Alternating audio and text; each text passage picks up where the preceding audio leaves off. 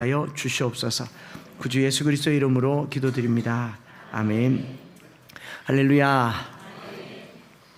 오늘 로마서 7번째 말씀 6절 말씀을 6장 말씀을 전하게 될 텐데, 계속 제목이 복음이어서 제가 다음 주쯤에는 각 장마다 부제가 있는데 그냥 복음이라는 제목으로 계속 전했는데, 다음 주에는 부제를 알려드리도록 하겠습니다.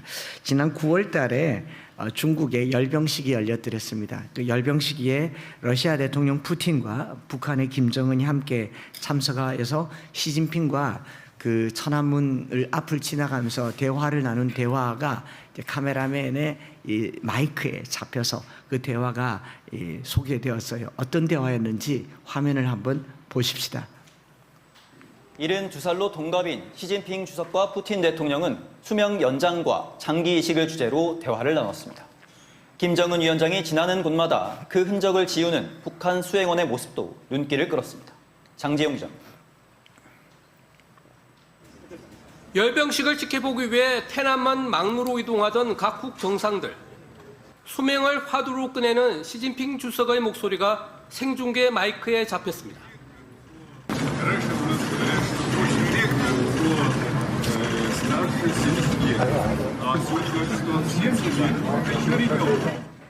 맞장구를 치던 푸틴 대통령은 장기 이식과 불멸 얘기까지 꺼냅니다.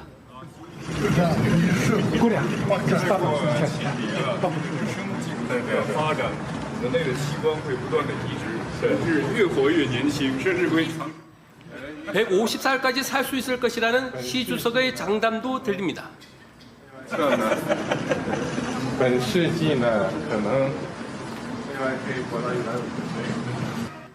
장기 집권 중인 두 사람은 만 72살 동갑입니다. 푸틴 대통령도 기자회견에서 대화 사실을 인정했습니다. Не так, как сегодня, так средний возраст в разных странах разный, но тем не менее существенным образом продолжительность жизни увеличена. 네. 장기 집권을 위해서 장기 이식이라도 해서 불멸에 이르겠다고 하는 게, 여러분 그 장기는 하늘에서 뚝 떨어집니까? 누군가의 생명이고 누군가는 희생해야 살 수 있는 그것을 내 것으로 만들어서, 여러분 권력과 재력이 있으면요, 이 땅에서 생명을 이어가는 일에 상당히 관심을 갖게 됩니다. 그리고 언젠가는 불멸 그리고 영생을 이야기하게 되는 것 아니겠습니까?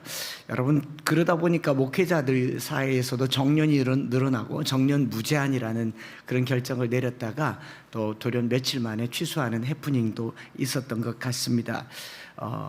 오래 살면 영생을 꿈꾸고 싶은 게 사람들의 심리인지도 모르겠죠. 영생을 장기 이식이나 조금 더 생명 연장의 꿈을 갖는 이 메치니코프를 아는 사람은 제 연배겠죠.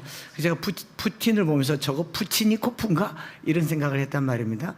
푸틴이든 김정은이든 시진핑이든 제가 예언합니다. 죽습니다. 네. 여러분 아멘 하셨죠? 여러분도 죽습니다. 네. 예외 없어요. 다 죽습니다. 권력과 재력으로 생명을 연장할 수 있을지 몰라도 영원한 생명을 살 수가 없고, 그 생명은 이 땅에서 고통과 질병과 아픔뿐입니다. 진정한 영생은요, 죽음 후에 결정됩니다. 이 땅에서 영생은 없다는 거죠. 육체의 생명은 진정한 생명이라고 볼 수 없습니다.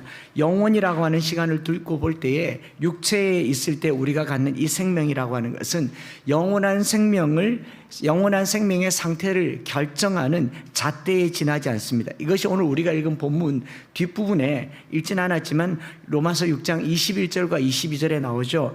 너희가 그때에 무슨 열매를 얻었느냐? 이제는 너희가 그 일을 부끄러워하나니 이는 그 마지막이 사망입니다. 어떤 사람의 일은 마지막이 사망인 경우가 있고, 22절에 그러나 이제는 너희가 죄로부터 해방되고 하나님께 종이 되어 거룩함에 이르는 열매를 맺었으니, 똑같은 열매인데 어떤 열매를 맺으면 그 마지막은 영생이니라. 오늘 우리가 우리 마지막이 영생이 될지 사망일지 결정하는 삶이 우리 매일의 삶이라는 겁니다. 어떤 인생은 이 땅에서 150년을 살 수도 있지만 그 끝은 영원한 불못 지옥이 될 수도 있고, 어떤 인생은 짧게 살았지만 그 인생이 영원한 생명, 고통도 없고 아픔도 없는 천국의 삶일 수도 있겠다라는 겁니다. 그것을 고민하고 결정하고 그것을 살아가는 삶이 이 땅에서의 삶이라는 것이죠. 그래서 로마서 1장부터 5장까지 우리가 살펴본 것처럼 로마서 5장까지는 어떻게 구원을 얻게 되는지를 말씀하고 있습니다. 그것을 복음이라고 얘기하죠. 그래서 우리는 하나님께 구원의 허락을 받았고 의롭다 하심을 받았고 구원의 문이 열렸지만 들어갈 때까지는 들어간 게 맞습니까? 안 맞습니까? 아니라고 말씀드렸죠. 분양권을 받았다고 내가 그 아파트에 지금 들어가서 사는 건 아닙니다. 다 지어지고 중도금 내고 잔금 내고 입주하고 등기 쳐야 거기 들어가서 사는 거 아니겠어요? 그래서 그 다음 과정을 이야기하고 있는 게 6장입니다. 로마서 6장은 예수 믿는 자들이 이 땅에서 살아가야 할 삶의 방향과 삶의 룰들을 알려주는 중요한 내용을 가르치고 있습니다. 여기서부터 시작해서 7장과 8장에 그리스도인들의 삶은 어떠해야 되는가를 가르쳐주고 있는 그 기준들인데요. 제가 오늘 세 가지로 좀 알아듣기 쉽게 정리를 해봤습니다. 첫째로 우리는요, 한번 따라해 볼까요? 우리는 아직 공사 중입니다. 예, 좀 이해가 되십니까? 구원은 지금 공사 중입니다. 제자훈련할 때 제일 첫 번째 시간에 제자훈련 노트 맨 앞에다가 제가 부르는 문장을 받아 적으라고 합니다. 그 중에 세 번째 문장이 이겁니다. 나는 아직 공사 중입니다. 더 나은 모습으로 찾아뵙겠습니다. 이걸 쓰는 순간 제자훈련생들의 마음이 좀 의연해집니다. 아, 그렇구나. 내가 아직 덜 됐구나, 많이 덜 됐구나 라는 생각을 하게 되죠. 예전에 이런 공사할 때 보지 않습니까? 어떤 분의 노트를 슬쩍 지나가면서 봤는데 준공식 때 만나겠습니다 이렇게 적어놨더라고요. 어떤 분은 그 문장 앞에 통행에 불편을 드려 대단히 죄송합니다 이렇게도 써놨더라고요. 저와 여러분들의 삶은 이 곁에 사람들에게 통행에 상당히 불편한 사람들일 수도 있겠다 싶은 거죠. 도로나 건축물 공사 현장에서 자주 보는 문장이었죠. 그런데 요즘은 이런 문장 잘 안 씁니다. 안 쓰고 법적으로 꼭 해야 될 게 뭐냐면 공사 현장에 가면요, 공사 개요, 공사 기간, 공사 내용 뭐 이런 것들을 명시하게 되어 있고, 또 어떤 곳에는 그 벽에다가 이렇게 하얗게 막아놓은 벽에다가 완성된 건축물의 조감도 아파트 모양이나 이게 다 지어지면 이런 모양이 된다는 것을 그려놨어요. 그래서 이 공사 중인 건물을 다닐 때마다 다 짓고 나면 저렇게 되겠구나라는 기대감을 갖는 거죠. 제자훈련도 그랬으면 좋겠어요. 그 끝에다가 나는 이 훈련이 끝났을 때 이런 사람이 될 것이다를 자꾸 기대감을 가지고 적어보시기 바랍니다. 눈빛으로도 사랑이 전해지는 사람 뭐 이런 거 있잖아요. 막 적어 놓는 거죠. 그랬다고 옆에다가 살 5kg 빠진 사람, 뭐 근육질의 남자 이런 거 말고 정말 주님 닮음을 적어두고 기대하게 하는 것 좋지 않겠는가 생각을 해보았습니다. 자, 그러면 지금 이 자리에 앉아있는 저와 여러분들은 어떤 모습으로 공사 중이십니까?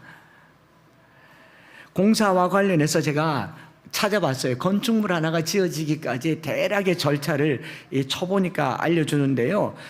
공사를 하려면 첫 번째 건축 허가가 나야 됩니다. 내 땅에서 짓는 거라 친다면 그냥 착공신고, 기초공사, 골조공사, 마감공사. 마감공사는 골조공사 이후에 외벽, 내벽, 창호, 설비, 방수, 전기 뭐 이런 걸 다 하고 나면 감리사가 감수한 후에 그 다음에 사용 승인이 떨어지고 사용 승인서 교부를 하고 나면 건축물 대장에 기재하고 등기해야 건축이 완성됩니다. 여러분들은 어느 단계에 와 있습니까? 착공을 하셨습니까? 아직 폐기물 철거도 안 했습니까? 제가 이렇게 묵상하다 보니까 로마서 1, 2, 3, 4, 5장을 건축사가 보면 그림이 확실하게 그려지겠더라고요.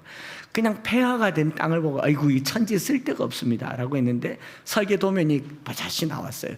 그러면 건축사는 도면을 보면 못 지을 게 뭐 있겠습니까? 그걸 가지고 이제 공사 시공 허가가 떨어지면 막 해서 이렇게 차근차근 지어가는 그 모습이 1장, 2장, 3장, 4장, 5장인데 그 중에서 기존의 건축물이 있는 경우에는요, 공사가 시작되기 전에 가장 먼저 해야 될 게 뭐겠습니까? 철거해야 되죠.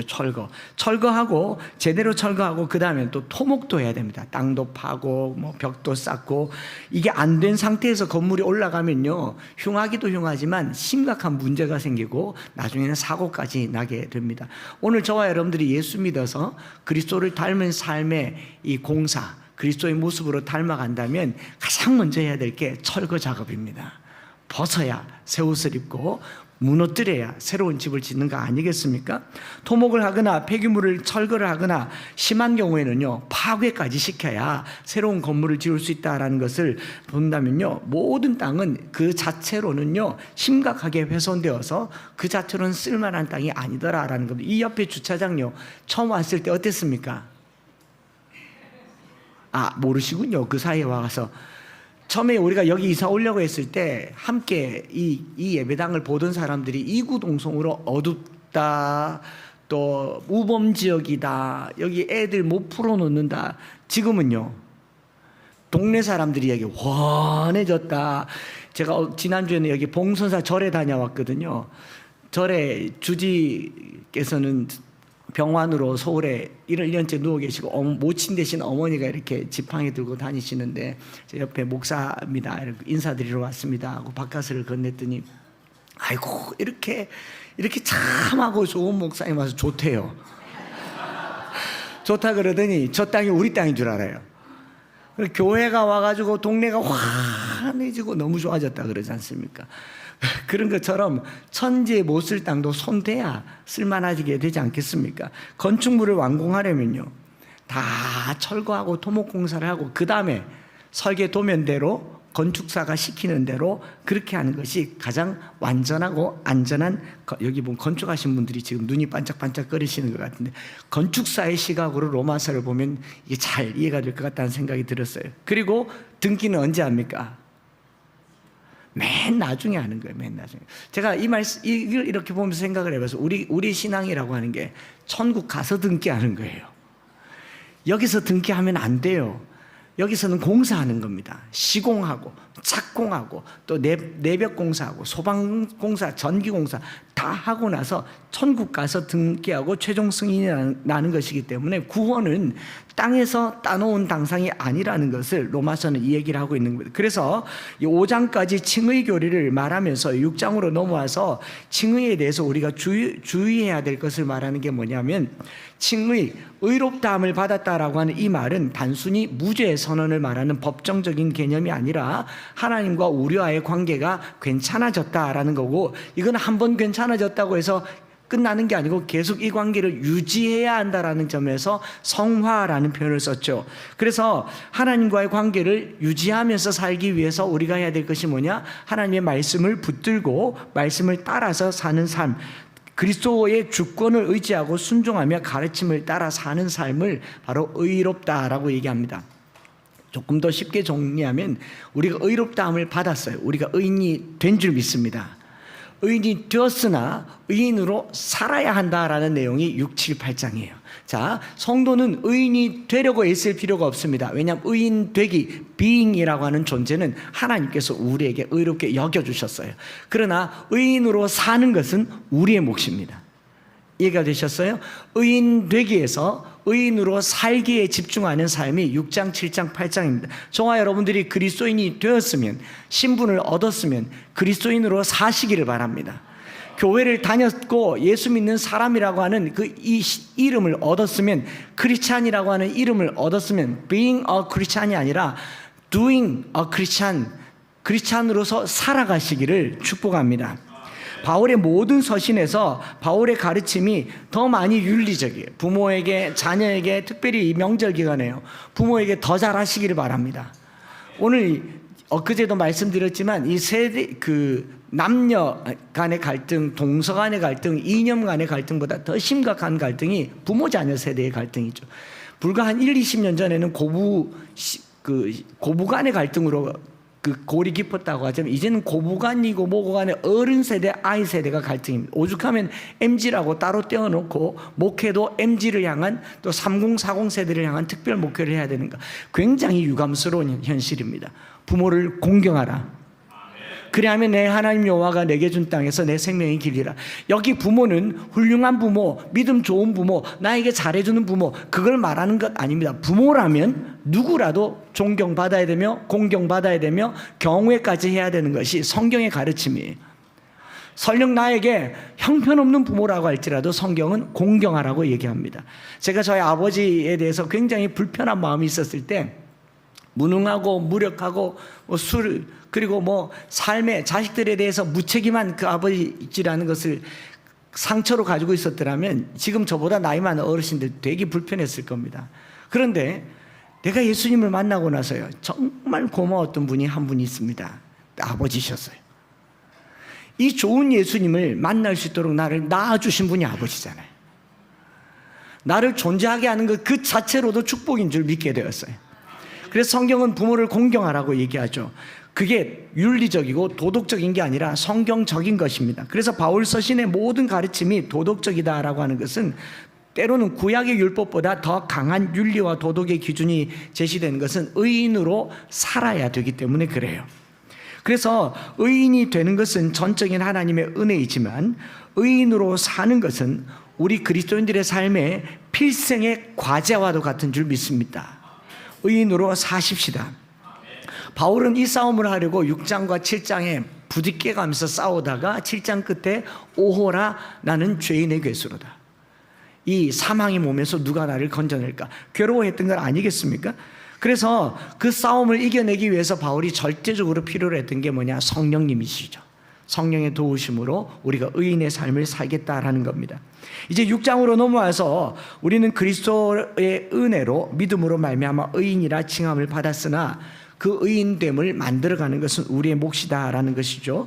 그 몫을 사도 바울은 6장 1절에서 이렇게 시작합니다. 그런즉 우리가 무슨 말을 하리요? 은혜를 더하게 하려고 죄에 가하겠느냐? 좀 생뚱맞게 이 질문을 했지만 은혜를 더하게 하려고 죄를 더하겠느냐? 이 질문은요, 그 앞에 5장에 믿음으로 의롭다함을 얻었다라고 하는 이 내용에 대해서 이 질문은요 좀 부가적인 설명. 그래서 그런즉으로 시작하잖아요. 그 그런즉이란 말이 뭐냐면 20절에 5장 20절에 율법이 들어온 것은 죄를 더하게 하려 함이라. 그러나 죄가 더한 곳에 은혜가 더욱 넘쳤나니. 이 말 때문에 오해가 생길까 봐 그런 거예요. 죄를 많이 용서받으면 은혜가 크겠죠. 작은 죄를 용서받으면 은혜가 작겠죠. 그러면 큰 은혜를 많이 받으려면 어떻게 하면 됩니까? 할렐루야. 오늘 우리가 은혜를 많이 받으려면 죄를 많이 지으시면 됩니다. 여러분, 암 고치는 의사가 명의입니까? 감기 고치는 의사가 명의입니까? 그럼 의사를 명의로 만들려고 다들 암 걸리시기를 바랍니다. 뭐 이런 말이지 않겠어요?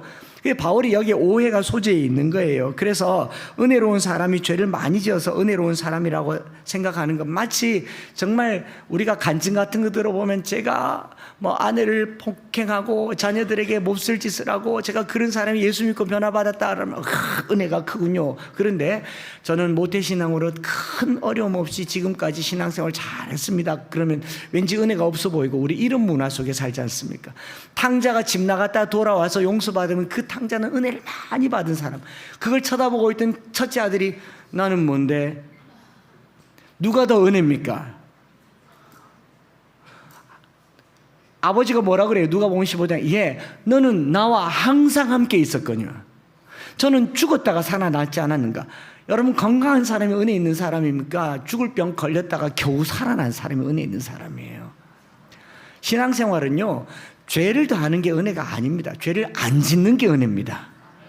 죄와 상관없는 삶을 사는 게 은혜잖아요. 그래서 은혜를 더하게 하려고 죄에 가하겠느냐, 이런 표현을 하는 사람을 이 안티노미아니즘이라고 하는데, 율법 폐기론자, 도덕 폐기론자라고 얘기하는데, 이런 사람들을 우리는 구원파라고 얘기합니다. 죄를 많이 지으면 많이 용서해 주시니까 우리가 은혜가 많다라는 거 굉장히 잘못된 생각이라는 거죠. 사춘기를 보내는 아이가 만약 이렇게 말한다면 어떻겠습니까? 엄마, 저는 앞으로 방을 계속 어지럽힐래요. 왜냐하니까 옆집 아줌마가 우리 집에 놀러 와서 이 어지러운 방이 계속 청소되어 있는 걸 보고, 야, 너희 엄마 정말 부지런하다. 너희 엄마 정말 착하다.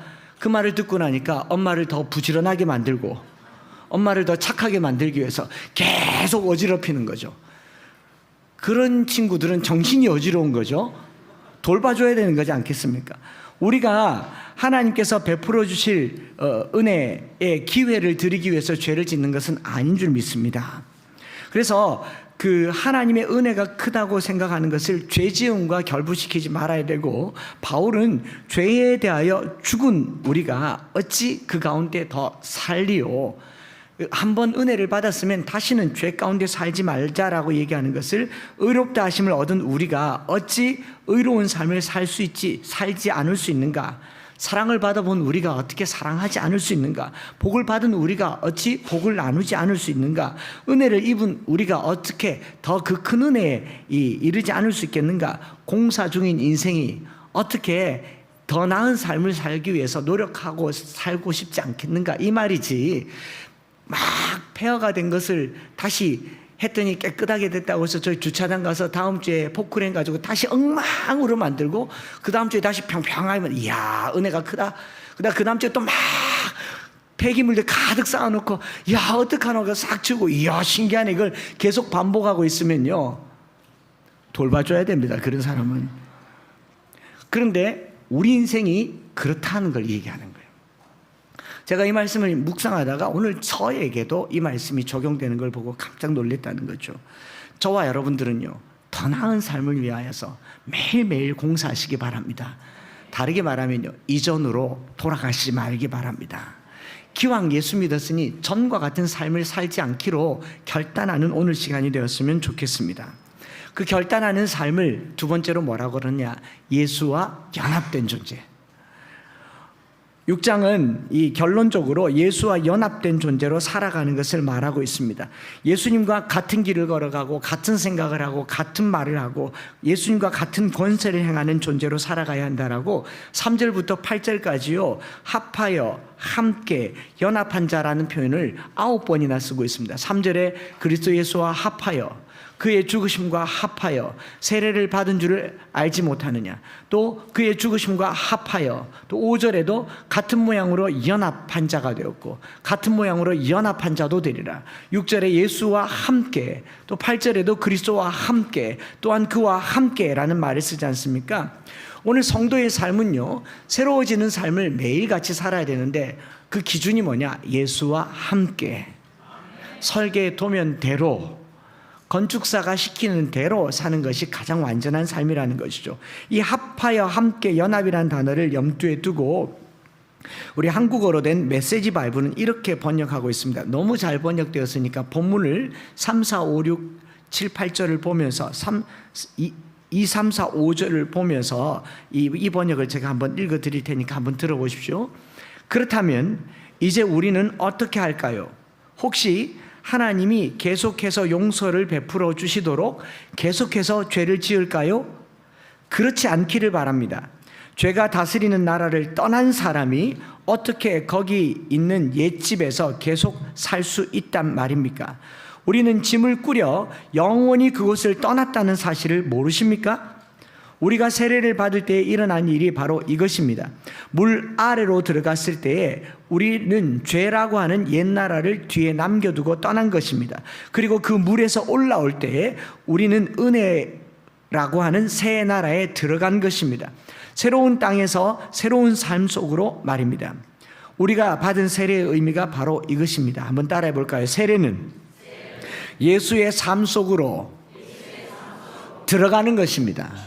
이게 연합이란 말이에요. 세례는 예수의 삶 속으로 들어가는 것입니다. 물에 들어갔을 때 우리는 예수처럼 죽어 매장되는 것입니다. 물 위로 일으켰을 때 우리는 예수처럼 부활한 것입니다. 그래서 지금 우리는 은혜가 다스리는 새 나라에서 새 길을 살게 될 줄 믿습니다. 여러분, 오늘 저와 여러분들이 예수를 믿는다라고 하는 것은 전에 없었던 새로운 삶을 살아가는 기쁨을 누리는 것인 줄 믿습니다. 공사를 하면요, 정말 땅을 막 해서 뭘 올라가면 매일 새로워요. 어제같이 다르고 어제가 오늘과 다르고 또 오늘이 내일과 다르고 하루하루가 다르고요. 마지막에 등기 칠 때 준공될 때는요 정말 감격이 아닐 수가 없습니다. 저는 내가 지은 건 아니지만 지은 것을 받지 않겠습니까? 해보신 분 알아요. 뭐 인테리어만 해봐도 압니다. 리모델링만 해봐도 알아요. 다 끝나고 났을 때의 모습을 생각하면 매일매일의 삶이 더 나은 곳으로 향해 가는 것이죠. 여기 함께 연합이란 말을 들어갔다라고 말하는데 아주 잘된 번역이라고 생각해요. United라고 하는 이 함께라는 말요. 뒤죽박죽 섞여서 엉망진창이 되는 게 아니에요. 그 속에 들어가서 함께 뜻을 나누고 생각을 공유하고 같은 언어를 쓰고 같은 생각을 하고 같은 이 제도를 만들어가는 것을 연합이라고 얘기합니다. 주와 소통되는 거죠. 이 한 주간 주님과 연합된 삶을 사시기 바랍니다. 사람들끼리 연합하고 뭐 교회들끼리 연합하고 그건 제가 잘 모르겠어요. 그러나 성도에게 바울이 이야기하는 한 가지는요, 그리스도 예수와 합하여 살아가시기 바랍니다. 그것이 중요하다라는 거죠. 바울은 계속적으로 예수와 함께, 예수와 합하여 죽고 세례를 받고 그와 함께 장사되었고 그와 함께 살아나라고 말하고 있는 것이죠. 이게 더 나은 삶으로 나아가는 길이고요. 세 번째로는요, 그 삶으로 가기 위해서 반드시 해야 될 게 뭐냐? 죄로부터 해방된 삶. 제가 여기다가 죄 중독 치료라고 썼어요. 바울은 1장부터 5장까지, 특별히 1장, 2장에 나타나 있는 죄는 비신자들, 모든 사람들, 하나님을 알지 못하는 모든 사람들의 죄를 망라했다면 이제 6장부터는 성도의 삶에서 일어나는 죄의 문제를 다루고 있어요. 그래서 우리가 구원을 얘기할 때는 복음을 전할 때는 1장, 2장, 3장에 있는 내용으로 복음을 전하고 4장과 5장으로 예수 그리스도를 전하지만 예수 믿은 자의 삶은 6장, 7장, 8장으로 결정되는 거예요. 그래서 저와 여러분들이 이 자연인으로서의 구원은 1장에서 얘기한다면 6장, 7장에서는요 그 대상이 성도들이다라는 것을 기억해서요, 과연 성도들은 어떻게 죄로부터 자유로울 수 있는가? 여전히 죄의 유혹과 반복되는 죄가 있죠. 새로운 삶으로 공사 중이지만 이전의 것으로 계속 돌아가려고 하고 쌓아놓으면 무너지고 쌓아놓으면 무너질 때 여전히 죄의 유혹과 반복되는 죄 아래 갇혀있는 이 삶인 것이 사실인 줄 압니다. 그렇죠? 여기 앉아있지만 여전히 저와 여러분들은 회개할 것밖에 없는 죄인들이에요. 그러므로 이 구원받았음에도 불구하고 여전히 죄 문제를 해결하고 싶으시면 로마서 6장, 7장, 8장을 매일같이 읽으시고 또 암송하시고 입에 되뇌이시면서 죄를 이기시기를 바랍니다. 여기는 내가 누구의 종로로 다느냐를 얘기합니다. 죄의 종로로 다느냐, 의의 종로로 다느냐를 보면서 제가 문득 어제 한 영상을 보면서 머릿속에 딱 떠올랐고 또 지난 금요일날 금요기도회 하면서 하나님께서 내게 주신 마음, 또 우리 집사님 통해서 들은 마음이 이런 마음이죠. 중독과 관련된 거예요. 죄는 중독입니다. 우리가 최근에 이 강원도 정선에 청룡사가 이렇게 교회가 되는 그 예배의 처소를 보았고 가보았고, 그리고 이제 10월 25일 날 입당 예배를 드리는데 이 목사님이 하시는 사역이 중독 사역이지 않습니까? 죄가 중독이다라는 것을 보면서요, 우리가 짓고 있는 죄는요 중독입니다. 한번 따라해 보십시다. 죄는 중독이다. 마약보다 강하다.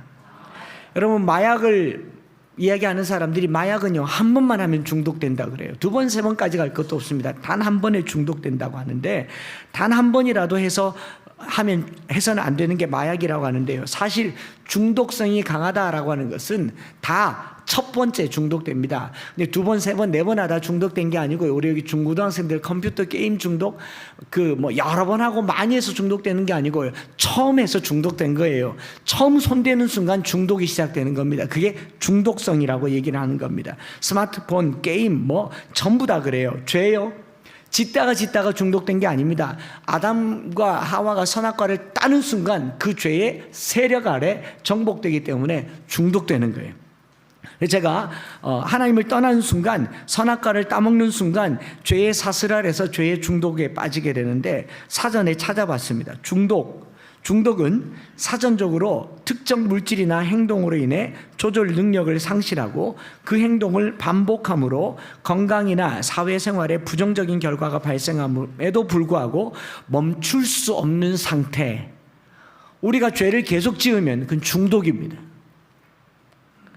이는 특정 물질이나 행동에 대한 강한 갈망과 집착, 그리고 이를 중단했을 때 나타나는 내성과 금단 증상을 동반하는 복합적인 뇌 질환이라는 거죠.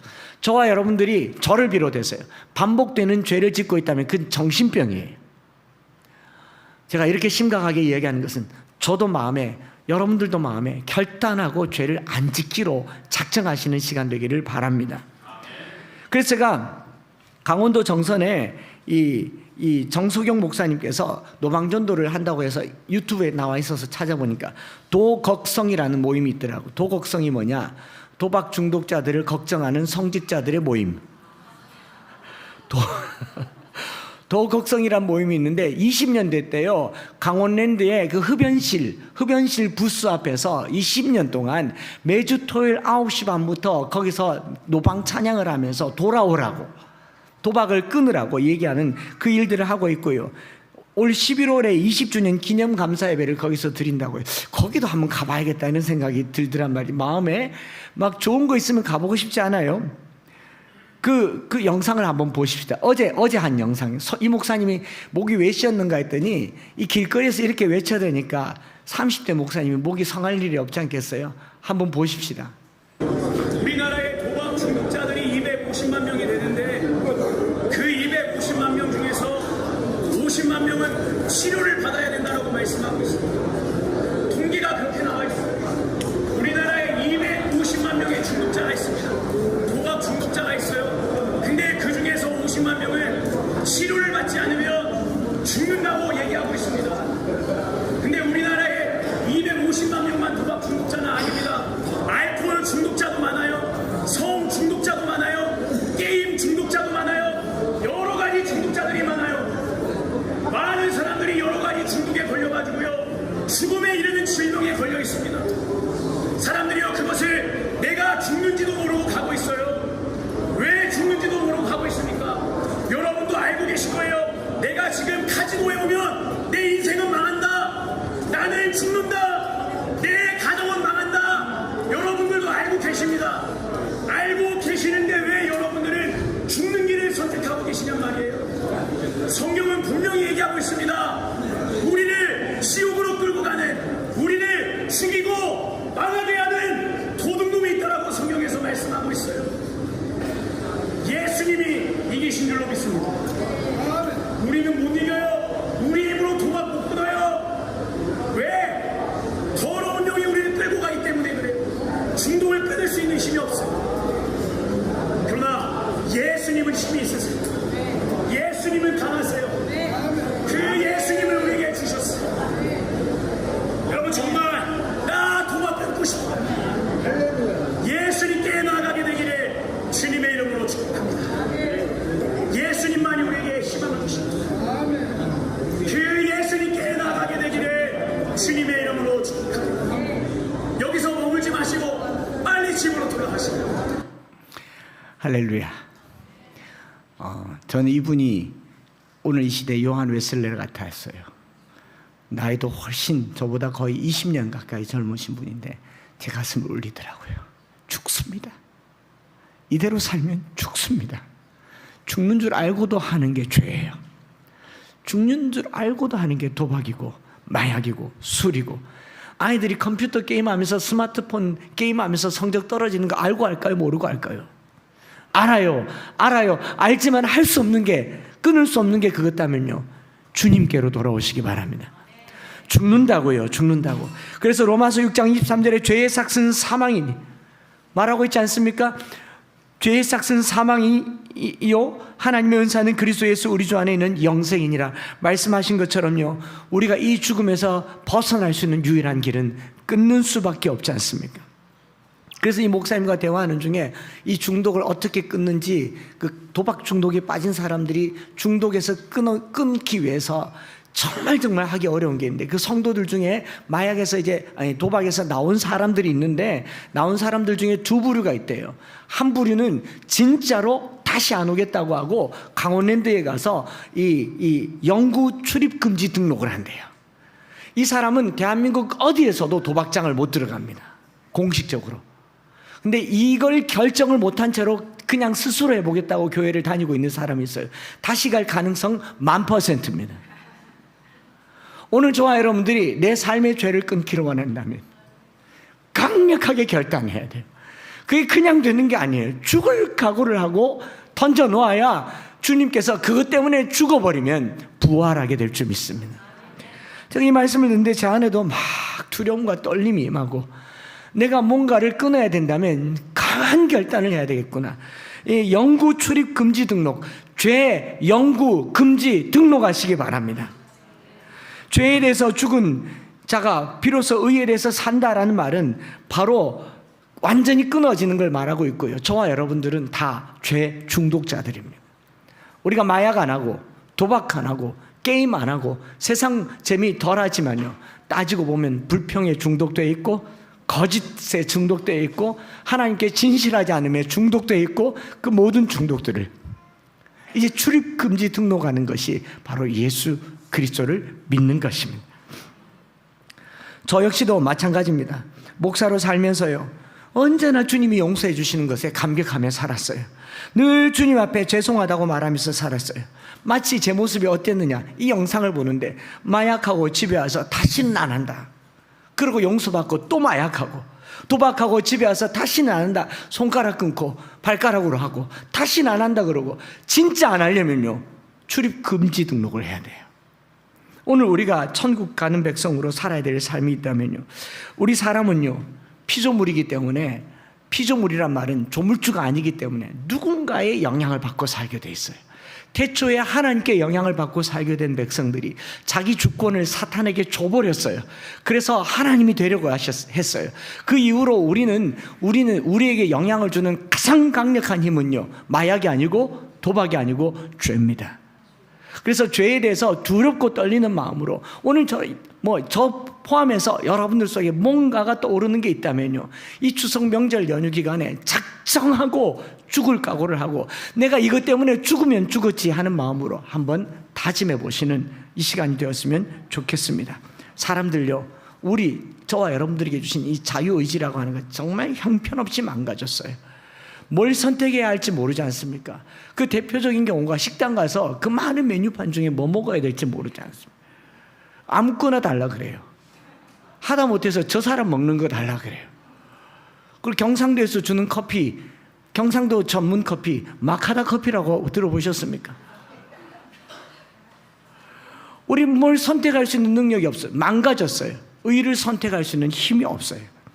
저와 여러분들의 자유는요, 뭘 선택할까 자유를 가졌을지 모르겠지만 하나님이 인간에게 주신 자유의지는 네 마음대로 살아라가 아니고 네가 선택한 그 선택의 종이 된단 말이에요. 선택할 수 있는 자유를 줬지만 선택하는 순간 그것의 종이 됩니다. 죄를 선택하는 순간 죄의 종이 되었고, 의를 선택하는 순간 의의 종이 되는 거예요. 오늘도 우리에게 선택의 기회가 있다면 죄를 끊어버릴 선택을 하시기를 바라고, 의를 선택하는 선택이 되시기를 바랍니다. 죄라고 하는 거예요, 언제든지 우리를 종으로 삼고 노예로 삼아요. 그런데 구약에 보면 7년마다 한 번씩 종을 풀어주는 안식년이 옵니다. 안식년이 오는데 이 종이 주인과 함께 살다 보니까 너무 편한 거예요. 먹을 걸 걱정해요, 수익을 걱정해요, 시킨 대로만 살면 되니까 노예 해방을 해줬는데, 출애굽기에 이 법이 있어요. 이가 주인과 더 영원토록 살기를 원하면 귀에다가 구멍을 뚫어서 영원히 그 주인의 종이 되는 게 귀에 구멍 뚫는 겁니다. 그래서 다시 종이 됩니다. 그러니 노예는 자유를 줘도 다시 주인에게 종이 되는 것처럼요, 저와 여러분들이 예수 그리스도의 보혈로 자유를 얻은 줄 믿습니다. 그런데 왜 다시 죄의 종노릇 하려고 하시는가 말입니다. 이제 마음에 결단하고 선택하면서요, 누구의 종이 될 것인가, 어떤 소리를 듣고 살 것인가, 저와 여러분들 여전히 공사 중입니다. 예수 그리스도와 합하여 죄를 끊어버리는, 추석 명절에 들을 말씀이 아닐 수도 있겠지만 저희들은 계속 시리즈를 따라서 이 말씀을 진행해서 가는 거 아니겠어요? 정말 못 박듯이 죄를 못 박아버리고, 제가 교회를 처음 개척하고 얼마 되지 않았을 때 월요일마다 회사 나가는 그 회사의 대표님이 저보고 그렇게 말했거든요. 목사님, 지금 기도할 시간이 그래도 다른 목사님들도 보다 많으니까 기도할 때 십자가 앞으로 나가십시오. 십자가 앞에 엎드리십시오. 그리고 십자가를 묵상하면서 이렇게 기도하십시오. 예수님의 머리에 가시관을 생각하면서 목사님 머리에 가시관을 씌우십시오. 생각의 가시를 찔러서 허튼 생각하지 않도록 기도하시고, 예수님의 손에 못자국을 생각하면서 그 손으로 행하는 악한 것을 못 박으십시오. 예수님의 발에 그 못자국을 생각하면서 가지 말아야 할 곳, 하지 말아야 할 일들을 하지 말고, 예수님 옆구리에 창자국을 생각하면서 피까지 다 쏟아냈던 것처럼 성도들을 위하여 피를 토하며 기도하십시오. 그게 저의 삶이었던 것을 다시 한번 이 본문을 보면서 알게 됐어요. 여러분, 저나 여러분들이요, 말로 다 할 수 없는 중독에 빠져 있을 때 우리가 과감하게 끊고 주님을 선택하기를 바랍니다. 몇 번은 실패하겠지만 더는 실패하지 마십시다. 몇 번은 넘어지겠지만 더는 넘어지지 마십시다. 제가 뭐 신발 하나를 뭐 어떻게, 저는 그게 신발 탓이라고 생각하는데 저희 집 사람은 저가 칠 맞아서 그렇다고 그렇게 얘기하는데, 그 신발만 신으면 자꾸 넘어져요. 땅바닥이 평평한데 넘어져요. 그 왜 넘어지는가를 자세히 봤더니 밑창이 좀 이렇게 미끄러지지 않는 탁탁 걸리는 밑창이어서 제가 살짝 미끄러지듯이 걸으면 탁 넘어지더라고요. 그래서 광명역에서 기차 타기 전에 기차를 향해서 달려가다가 장렬하게 넘어져서 배웅 나온 목사님께 너무 미안하고 부끄러워서 괜찮습니다 하고 탔는데, 부끄러워서 타고 내려오는 내도로가 아팠습니다. 멍도 들고요. 그런데 그 신발을 신을 때마다 제가 정신 차리면서 발을 이렇게 들면서 걷습니다. 근데 잠깐 망치면 어떻게 됩니까? 또 터덕 그래요. 그럴지라도 주의하시고 결단하시고, 제가 마음에 저놈 신발 빨리 떨어져라, 빨리 헤어져라, 그런 생각 하겠습니까? 안 하겠습니까? 끊어버리면요, 벗어버리면 그럴 일 없습니다. 오늘 이 시간에 이 찬양 드리면서요, 주보혈 날 정결케 하고 주보혈 날 자유케 하니 주 앞에 나 예배하는 이 시간, 주의 손 날 위에 찢기셨고 주의 발 날 위에 박히셨으니 주의 손에 나의 손을 포개고 주의 발에 나의 발을 포개어 주와 함께 죽고 주와 함께 살리라. 같이 고백하면서 기도하면 좋겠습니다. 주보혈 날 정결케 하고 주보혈 날 자유케 하니 주 앞에 나 예배하는 이 시간, 나의 모든 것을 주께 드리네. 주의 손 날 위에 지키셨고 주의 발 날 위에 박히셨으니 이제는 내가 사는 것이 아니요 오직 주를 위해 사는 것이라.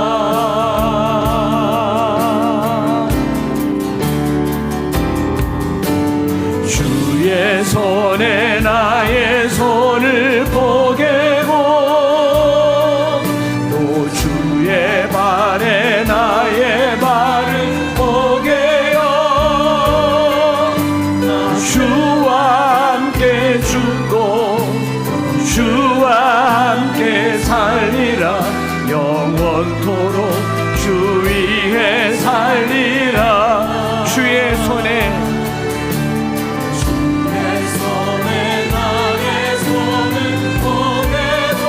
주의 발에 나의 발을 포개어 주와 함께 죽고 주와 함께 살리라. 영원토록 주 위에 주보여 날 정결케 하고 주보여 날 자유케 하니 주 앞에 나 예배하니 모든 것을 주께 드립니다.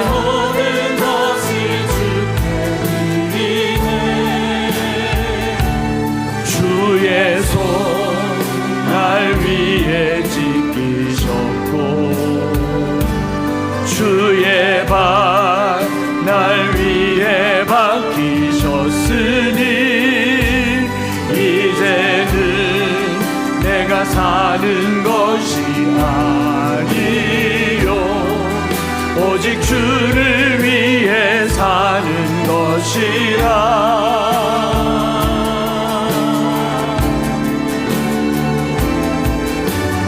주의 손에 나의 손을 포개고 주의 발에 나의 발을 포개요 주와 함께 죽고 주와 함께 죽고 또 주와 함께 살리라 영원토록 주위. 언니가 함께 예배드리는데 온 가정을 구원에 이르게 하신 특별한 하나님의 은혜가 있기를 원합니다. 구원의 역사가 서서히도 나타나겠지만 오늘 특별하게 우리 아버님에게 언니들에게 하나님의 위로와 만지심이 있어서 회복되어지고 새로워지는 그런 역사가 나타나기를 위해서 기도하시고 이 시간에 또 한 번 더 기도할 것은요, 오늘 우리 안에 명절에 가족들을 다 만나지 않습니까? 우리의 변화된 삶이 저들에게 연합되기를 원합니다. 우리가 주와 연합되듯이 우리의 가족들이 연합되어서 그리스도로 살고 그리스도로 생각하고 이전의 삶은 끊어버리고 정말 영구 출입 정지하듯이 정말 천국을 출입하고 죄를 출입 정지하는 한 주간의 삶이 될 수 있도록 마음에 결단하게 하여 주시옵소서. 이 시간 말씀 붙들고 우리 아버님의 가정과 또 우리의 삶과 이 연휴를 두고 하나님 앞에 주의 이름 한번 합심하여서 부르고 기도하며 나아가겠습니다. 주여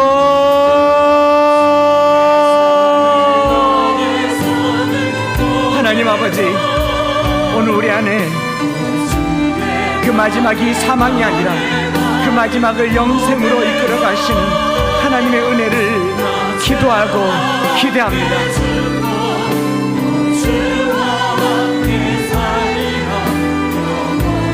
하나님, 오늘 우리 가운데 주님의 생명이 우리에게 있어서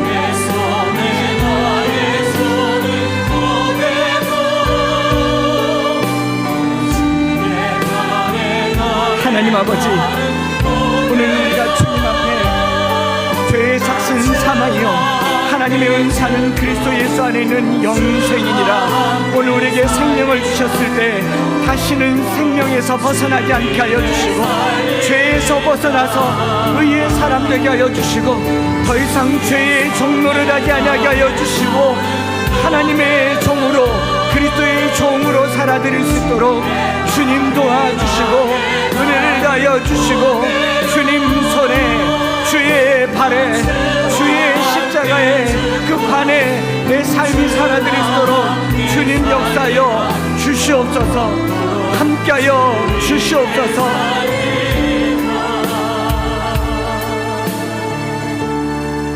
주 위에 살리라. 하나님 아버지, 오늘 우리를 의롭다고 하였으나 우리는 의로운 삶을 살 수 없는 중독된 삶입니다. 건전해왔지만 언제든지 우리의 삶은 이전 삶으로 돌아가고자 하는 욕망과 열망이 가득하고 사탄은 그것을 빌미로 구원받지 않았음을 조롱할 때에 하나님, 오늘 우리 중독된 자와 같은 삶 끊어버릴 수 있도록 도와주시옵소서. 오라, 나는 사망의 몸이라. 이 죄인된 몸, 죄인의 계수, 사망의 몸에서 누가 나를 건져낼까? 성령님 우리를 건져 주시옵소서. 성령으로 그리스도 예수 안에서 정죄함 없는 삶을 살게 하여 주시옵소서. 영구 출입 정지를 하더라도 다시는 그 가운데 빠지지 않도록 결단하고 넘어져도 다시 시도하고 넘어져도 다시 시도해서 결국은 끊어버리는 은혜를 허락하여 주시옵소서. 하나님 아버지, 주님께서 우리에게 주신 것이 주님의 생명인데 이 생명을 헛되게 받지 말게 하여 주옵소서. 세상 권력은 남의 장기를 끊어서라도 내 것으로 만들어서라도 생명을 연장하려고 하지만 고귀하신 주님, 그 십자가의 생명을 우리가 받았으니 이 영원한 생명을 훼손시키지 말게 하여 주시고 파괴시키지 말게 하여 주시고 영원한 생명에 이르게 하여 주시옵소서. 우리 사랑하시는 정하운 아버님, 몸이 불편한 중에도 이렇게 주님 앞에 나와서 하나님 앞에 하나님의 은혜와 위로를 구합니다. 정필경 자매, 하나님의 위로를 구합니다. 대전의 정소영 자매, 그 딸과 함께 하나님의 은혜를 구합니다. 하나님, 이들을 위해서 눈물을 흘리며 창자를 끊어내듯이 기도했던 정선희 자매의 기도를 들어주시고 영혼의 구원의 역사가 나타나게 하여 주시고, 죄의 삭은 사망이지만 하나님의 은사는 우리 주 예수 그리스도 안에 있는 영생이 되게 하여 주셔서 그 마지막 우리가 얻는 생명으로 살게 하여 주시옵소서. 뿐만 아니라 이 자리에 함께한 모든 성도들의 삶 속에서도 우리가 영원한 생명을 살아가기 위해서 땅의 것을 끊어버리고 하늘의 것을 쫓아 살아가는 우리 모든 성도들이 되게 하여 주시옵소서. 구주 예수 그리스도의 크신 은혜와 아버지 하나님의 변함없으신 사랑하심과 성령 하나님 위로 교통 충만 역사하심이 아직도 완성되지 않은 우리의 삶 속에 부족한 것 많지만 더 나은 삶을 살기 위해서 수고하고 애쓰고 노력하며 예수 그리스도와 합하여 예수 그리스도와 연합하여 주님의 가르치심을 따라 살아가며 이전의 삶, 죄의 중독으로부터 끊어버리고 새로운 삶으로 살아드리기를 소망하는 사랑하는 모든 성도들 머리 위에 이제로부터 영원토록 함께 있을지어다. 아멘.